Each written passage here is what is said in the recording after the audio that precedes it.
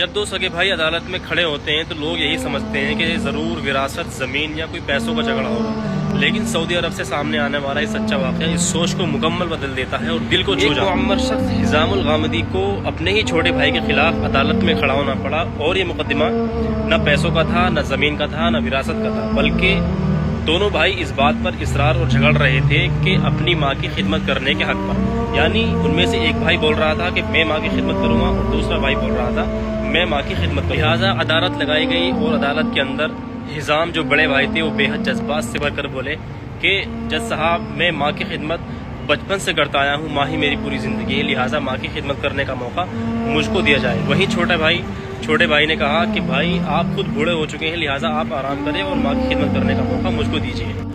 अदालत का माहौल बेहद जज्बाती हो गया। दोनों भाई जज के सामने अपनी माँ की खिदमत करने का हक मांग रहे थे। जब जज खुद फैसला ना कर सके तो जज ने उनकी माँ को बुलाया और पूछा कि बताओ तुम इन दोनों बेटों में से किसके साथ रहना चाहती हो। तो माँ की आंखों में आंसू भर आए और बोली मैं कैसे इंतखाब करूँ, मेरे दोनों बेटे दाईं और बाईं आंख की तरह हैं। जब माँ भी फैसला ना कर सकी तो जज को हालात के मुताबिक फैसला करना पड़ा और माँ की देखभाल की जिम्मेदारी छोटे भाई को सौंप दी गई, क्योंकि वो उम्र में छोटा और जिस्मानी तौर पर ताकतवर था। अदालत का फैसला सुनते ही अदालत का माहौल अफसुर्दा हो गया और हिज़ाम जो बड़े भाई थे वो ज़ारो कतार रोने लगे।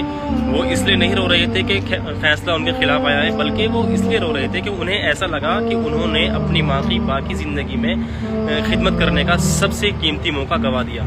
यानी असल जो खिदमत है माँ बाप की वो बुढ़ापे की खिदमत है जो उनसे छीन ली गई थी। कुर्बान जाए इनकी जज्बात और उनकी ममता, उनकी मोहब्बतों पर। अल्लाह ताला हम सबको इसी तरह अपने माँ बाप की कदरदानी और उनकी मोहब्बत और अज़मत को समझने की तौफीक बख्शे। वमा अलैना इल्लल बलाग।